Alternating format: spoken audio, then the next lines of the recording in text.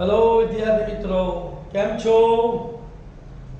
आज આપણે ગુજરાતીમાં 12 મહિનાના નામ શીખીશું. 12 months of ગુજરાતી. તો ગુજરાતીનો પહેલો મહિનો છે કારતક, KARTAK.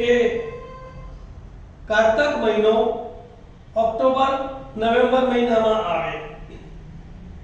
બીજો મહિનો છે માગશર, MAGSHAR. માગશર. માગશર મહિનો નવેમ્બર ડિસેમ્બર મહિનામાં આવે. ત્રીજો મહિનો છે પોષ, POSH. પોષ મહિનો ડિસેમ્બર જાન્યુઆરી મહિનામાં આવે.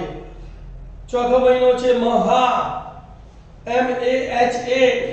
મહા મહિનો જાન્યુઆરી થી ફેબ્રુઆરી મહિનામાં આવે. પાંચમો મહિનો છે ફાગણ, FAGAN. ફાગણ મહિનો ફેબ્રુઆરી થી માર્ચ મહિનામાં આવે. છઠ્ઠો મહિનો છે ચૈત્ર, CHAITRA.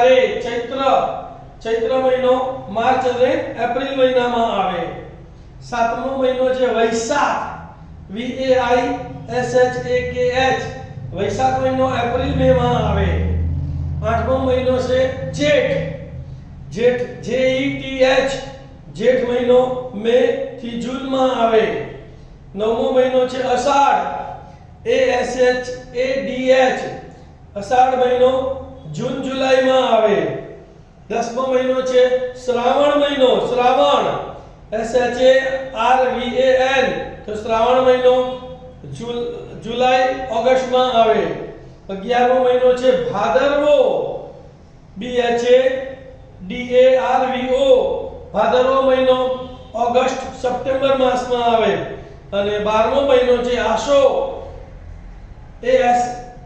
ASO. આસો મહિનો, આસો મહિનો સપ્ટેમ્બર થી ઓક્ટોબર મહિનામાં આવે.